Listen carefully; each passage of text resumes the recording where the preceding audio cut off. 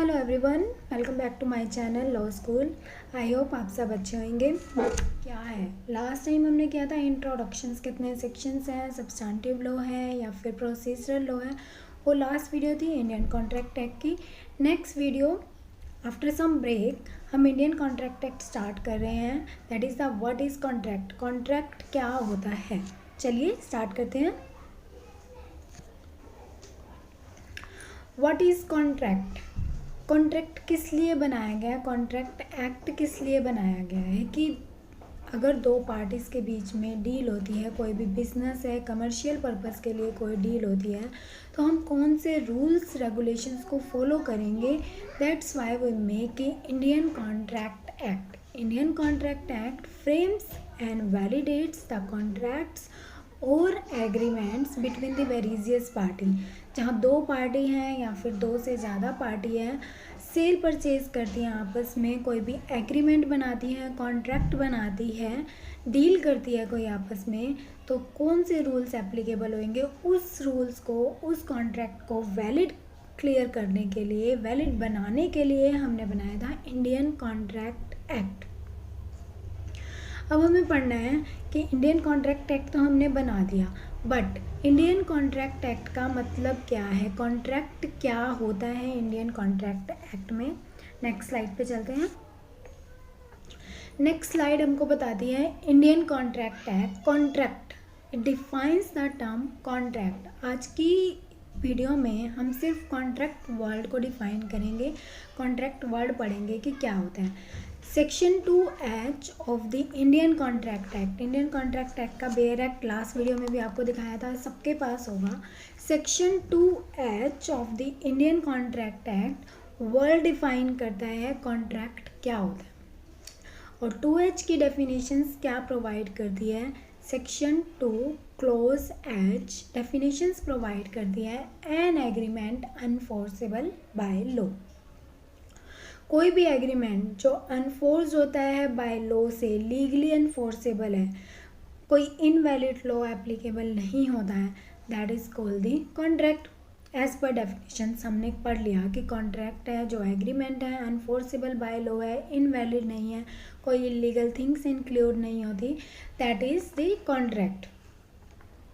But अगर हम contract पढ़ रहे हैं तो we have to understand the two major things जो कवर हो रही हैं डेफिनेशंस में। First is the word agreement and second word is enforceable by law. अगर ये दो वर्ड क्लियर हो जाते हैं तो हमें क्लियर हो जाएगा कि सेक्शन 2H कॉन्ट्रैक्ट की डेफिनेशंस क्या कहती हैं। क्लियर है, एग्रीमेंट क्या होगा, अनफोर्सेबल बाय लॉ क्या होगा, ये चीज़ हमने पढ़नी है। आगे की स्लाइड करते हैं हम।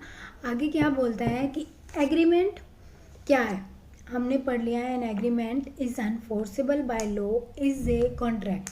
अब कॉन्ट्रैक्ट समझने के लिए हमें सबसे पहले समझना होगा कि एग्रीमेंट क्या होता है, और second thing is enforceable by law क्या होते हैं। ये दो वर्ड्स ऐसे क्या हैं जिनसे कॉन्ट्रैक्ट बनता है, क्या ये वैलिड है या नहीं है, इलीगल है या नहीं है, इलीगल होना चाहिए या नहीं होना चाहिए, कौन से रूल हमारे कॉन्ट्रैक्ट को वैलिड बनाती है या नहीं बनाती है। तो हमें एग्रीमेंट पढ़ना पड़ेगा कि फर्स्ट एग्रीमेंट कौन सा वैलिड एग्रीमेंट है जो कन्वर्ट हो जाता है इन दी कॉन्ट्रैक्ट में, और कौन से एग्रीमेंट ऐसे होते हैं जो आगे कॉन्ट्रैक्ट नहीं बन पाते। तो एग्रीमेंट क्या होता है कि that is given in section 2E। Agreement define करता है as every promise and every set of the promises forming the consideration for each other। every promise, कोई भी promise, और every set of promises, एक से ज़्यादा promises होते हैं, form करते हैं जो considerations को for each other, that is called the agreement। ये agreement की definition होगी। अब कॉन्ट्रैक्ट में हमने दो वर्ड निकाले, एग्रीमेंट एंड अनफोर्सेबल बाय लॉ। अब हम एग्रीमेंट से स्टार्ट करते हैं, तो एग्रीमेंट में हमें कौन कौन से वर्ड मिले। First is promise and set of the promise, and second word is generate the consideration for each other. Consideration क्या होता है, that is defined in section 2D। That means something in return. और something in return क्या होता है कि ये pen है, आपने मुझसे पेन ले लिया और इसके बदले में मुझे 10 रुपीज़ दे दिए, that is something in return और that is called the consideration. ये होता है हमारा कंसिडरेशन। आप कुछ ले रहे हैं, बदले में पैसे दे रहे हैं, इन काइंड में ले रहे हैं, इन सर्विसेज में ले रहे हैं, that is called the consideration. और where it defines in section 2D of the Indian contract act. अब हमने देख लिया कि एग्रीमेंट क्या होता है, बट एग्रीमेंट 2 वर्ड्स डिफाइन कर दिया है। First is promise, second is consideration. Consideration clear है आपको कि कुछ, अगर आपने कुछ परचेज किया है, कुछ लिया है, तो उसके बदले में कुछ देना, वो मनी के टर्म्स में भी हो सकती है, काइंड के टर्म्स में भी हो सकती है और सर्विसेज के भी टर्म्स में हो सकती है, that is clear the consideration. Second word है दैट इज प्रॉमिस। प्रॉमिस कहाँ डिफाइन है? प्रॉमिस डिफाइंड है in section 2B Indian contract act का डिफाइन करता है प्रॉमिस। और प्रॉमिस क्या डिफाइन करता है कि when the person to whom, कोई भी पर्सन, कोई भी party, to whom the proposal is made, किसके लिए, जिसके लिए प्रपोजल बनाया गया है, सिग्निफाइज, दैट मीन्स अपनी असेंट दे देती है, signifies his assent, signifies that means the willingness, अपनी willingness को शो करती है, किस लिए, his assent, अपनी acceptance देने के लिए। when the person to whom the proposal is made signifies his assent thereto, the proposal becomes an accepted proposal। उसको हम क्या बोलेंगे कि प्रपोजल एक्सेप्ट हो गया।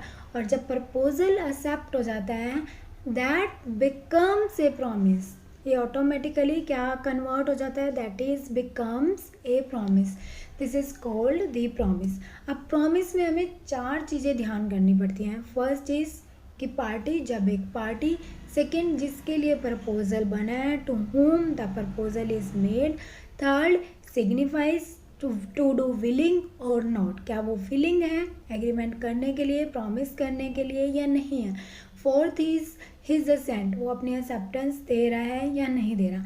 जैसे ही वो अपनी एक्सेप्टेंस दे देगा वैसे ही वो प्रॉमिस की फॉर्म में कन्वर्ट हो जाएगा, that is proposal becomes a promise.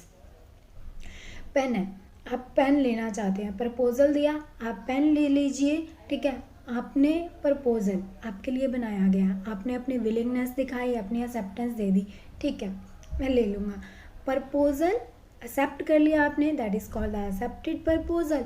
और proposal when accepted that becomes a promise, this is called the promise. Clear है एग्रीमेंट क्या होता है? एवरी प्रॉमिस या एवरी सेट ऑफ प्रॉमिस, एक प्रॉमिस भी हो सकता है, एक से ज़्यादा भी प्रॉमिस हो सकता है, forming the consideration for each other, consideration create कर रहे हैं आप, कोई भी चीज़, कोई भी प्रपोजल, कोई भी बाइक है, कार है, स्कूटर है, पेन है, लेने के लिए अपनी विलिंगनेस शो कर देते हैं, एक्सेप्टेंस दे देते हैं, बट विद द कंसिडरेशन, अगर कंसिडरेशन नहीं है तो एग्रीमेंट नहीं होगा। डेफिनेशन में दिया गया है every promise and every set of promise forming the consideration for each other, consideration include है then it convert into the agreement. Clear है कंसिडरेशन क्या होता है और प्रॉमिस क्या होता है। नेक्स्ट स्लाइड पे चलते हैं।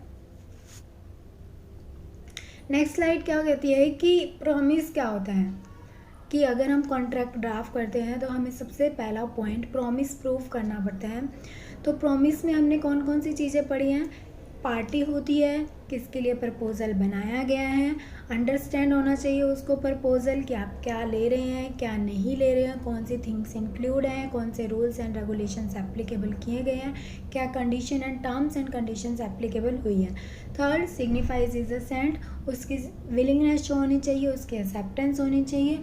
और fourth once the person accepted the proposal it becomes the accepted proposal, जैसे ही आप प्रपोजल एक्सेप्ट कर लोगे वो एक्सेप्टेड प्रपोजल बन जाएगा और एक्सेप्टेड प्रपोजल क्या बन जाएगा, प्रॉमिस बन जाएगा।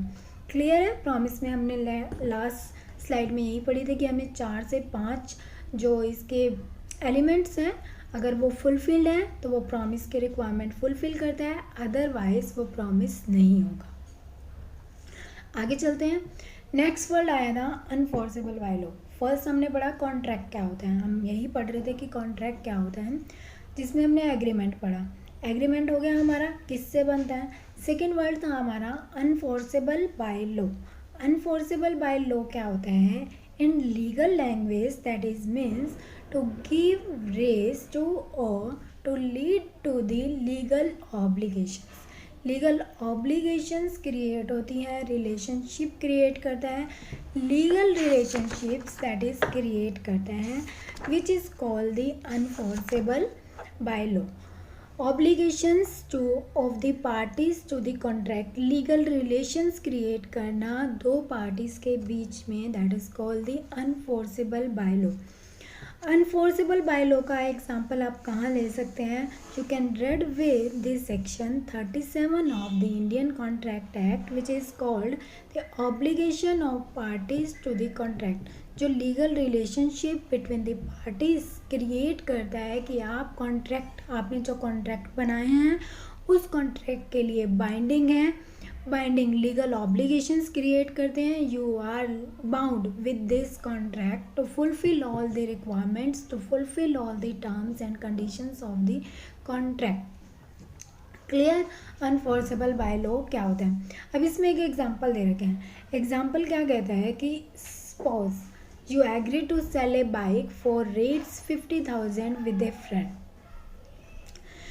Can you have a contract for this और नॉट? आप एग्री हो जाते हैं बाइक को सेल करने के लिए, सेल करने के लिए एक फ्रेंड से। यस, सेम एज जैसे आपने पेन के लिए अभी एग्जांपल पे करा था कि आपके लिए प्रपोजल है पेन, बाइक का प्रपोजल आया आपके पास, हाँ बाइक परचेज़ करना चाहते हैं, आपके पास प्रपोजल आ गया, मैंने आपको ऑफ़र दे दिया कि यस बाइक ले लीजिए रेट्स 50,000 में। आपने अपनी विलिंगनेस शो करी, आपने अपनी असेंट दे दी। जैसे ही आपने अपनी एक्सेप्टेंस शो कर दी, अपनी विलिंगनेस शो कर दी, एक्सेप्ट कर लिया प्रपोजल को, that proposal, that accepted proposal becomes a promise, और promise plus 50,000 that is in money, proposal के साथ मनी ऐड कर देते हो, that is equal to the agreement. Agreement बन गया। क्लियर है? हमारे पास एग्जाम्पल था 50,000 में आपने बाइक लेनी है, प्रॉमिस है, एक्सेप्टेड प्रपोजल है, प्लस कंसिडरेशंस है, एग्रीमेंट बना दिया। एग्रीमेंट में अब हमने क्या ऐड करना है कि हमारा कॉन्ट्रैक्ट बन जाए। एग्रीमेंट बन गया हमारा, बाइक लेनी है हमने, बाइक का एग्रीमेंट बना दिया, plus we have to add the enforceable by law, legal obligations होनी जरूरी है, that is with in the scope of the law, with the validity of the law. आप वो कॉन्ट्रैक्ट एनफोर्स कर रहे हैं, आप वो एग्रीमेंट एनफोर्स कर रहे हैं, आप सेकेंड पार्टी को दे रहे हैं with rules and regulation, with terms and conditions, with the legal obligations of the law और with in the scope of the law, that is create the contract. Agreement has to be legally enforceable. अगर वो legally अनफोर्सेबल नहीं है तो वो contract नहीं बनेगा, because वो दो रिक्वायरमेंट जो कॉन्ट्रैक्ट चाहता है कि फुलफिल हो, first is agreement, second is enforceable by law, वो कंप्लीट नहीं होती, वो फुलफिल नहीं होती तो वो कॉन्ट्रैक्ट नहीं बनेगा, that is called the void and this is called the enforceable by law. Next slide, हमने अभी यही पढ़ा कि कॉन्ट्रैक्ट कैसे बनता है, is equal to accepted proposal that is agreement plus enforceable by law या फिर with in the scope of law is equal to agreement. ये आपको क्लियर होगा कि फर्स्ट हम ये जानना चाह रहे थे कि क्या कॉन्ट्रैक्ट क्या होता है। सेक्शन 2H आपका डिफाइन करता है an agreement is enforceable by law. दो वर्ड्स डिफाइन करता है, first is agreement, second is enforceable by law. अब अगर हम सीरीज से चलें स्टेप बाय स्टेप, अगर हम जानना चाहते हैं कॉन्ट्रैक्ट कैसे पढ़ते हैं तो हमें फर्स्ट पढ़ना पड़ेगा। अब हमें दो वर्ड्स नए आ गए तो हम फर्स्ट वर्ड हम जानेंगे कि क्या होता है एग्रीमेंट, क्या होता है एग्रीमेंट। अगर हम ढूंढें तो डेफिनेशंस में कहाँ गया है, सेक्शन 2E। वो क्या कहता है कि एवरी प्रॉमिस और every set of promise forming part of the considerations is called an agreement. तो इसमें क्या नया वर्ड आ गया, प्रॉमिस और कंसिडरेशन। अगर हम प्रॉमिस देखें तो कहाँ डिफाइंड है, सेक्शन 2B में डिफाइन करा गया। प्रॉमिस और सेक्शन 2D में डिफाइन करा है कंसीडरेशन। प्रॉमिस क्या कहता है, कोई भी पार्टी प्रपोजल बनाता है और सेकंड पार्टी उस प्रपोजल में विलिंगनेस शो करके अपनी एक्सेप्टेंस दे देता है, that accepted proposal becomes a promise. और कंसीडरेशन क्या होता है, समथिंग इन रिटर्न, आप कुछ ले रहे हैं या कुछ दे रहे हैं, वो इन रिटर्न होना चाहिए, या फिर मनी आपको देनी पड़ेगी, काइंड देनी पड़ेगी, या सर्विसेज देनी पड़ेगी, या फिर इन रिटर्न प्रॉमिस भी हो सकता है, इन एनीथिंग। कंसीडरेशन हो गया। क्लियर है। एग्रीमेंट के लिए हमें क्या चीज़ चाहिए, फर्स्ट प्रॉमिस, सेकंड कंसीडरेशन। और कंसीडरेशन नहीं होगा तो वो एग्रीमेंट भी नहीं बनेगा। अब कॉन्ट्रैक्ट का सेकंड पार्ट क्या था, अनफोर्सेबल बाय लॉ, कि वो लीगली अनफोर्सेबल होना चाहिए with in the scope of the law. अगर वो लॉ के स्कोप में नहीं है, लॉ के रूल्स एंड रेगुलेशंस फॉलो ही नहीं कर रहा, लीगल ऑब्लिगेशन ही क्रिएट नहीं हो रही, that agreement is not valid. आपका वैलिड कॉन्ट्रैक्ट नहीं बनेगा, वो वॉइड हो जाएगा, क्योंकि उसमें लीगल ऑब्लिगेशन ही क्रिएट नहीं हो रही है, वो कॉन्ट्रैक्ट बन ही नहीं पाएगा। और this unenforceable by law, that word read with the section 37 of the Indian Contract Act, which represent the to create the legal relationship between the parties। ये होता है हमारा कॉन्ट्रैक्ट जो बनता है एग्रीमेंट से और अनफोर्सेबल बाय लॉ से। इससे हमारा एक कोटेशंस क्लियर होती है, दैट इज कि all agreements, all contracts are agreement but all agreements are not contract. कैसे हो सकता है ये, एक कोटेशंस हमने जो हमें याद आ गई अभी कि all contracts are agreement but all agreements are not contract. Possible है या नहीं है?